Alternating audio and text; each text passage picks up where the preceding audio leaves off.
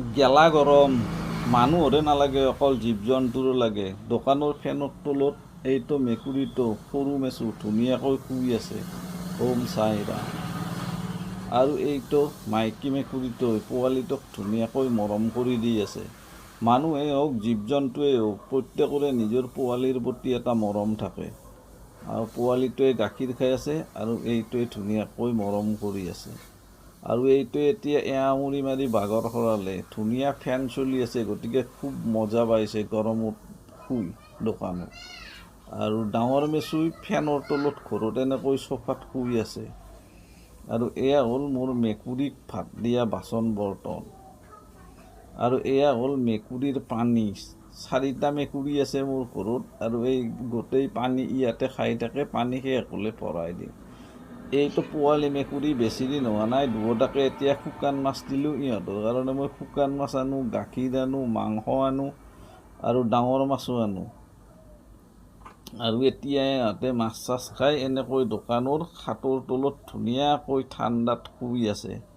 তো সৰু মেচিটোৱে আৰু এইটো পোৱালিটো আহিল, আৰু দুয়োতে এতিয়া ধুনীয়াকৈ খেলি আছে দোকানৰ তলত।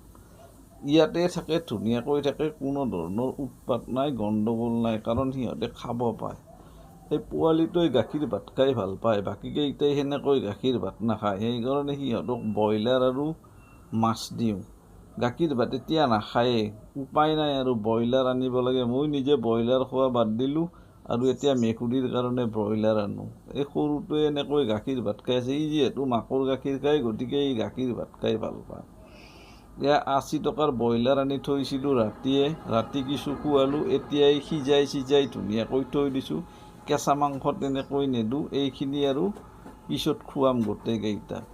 আৰু এতিয়া এই মেকুৰীটোৱে জেঠীৰ লগত খেলি আছে। ই ধুনীয়াকৈ জেঠীৰ লগত খেলি আছে। আৰু মই ঘৰত থকা সময়খিনি, আজৰি সময়খিনি এই মেকুৰীকেইটাৰ লগতে এনেকৈ কটাই থাকোঁ। কাৰণ মানুহতকৈ এই জীৱ জন্তুবোৰ বহুত বিশ্বাসযোগ্য।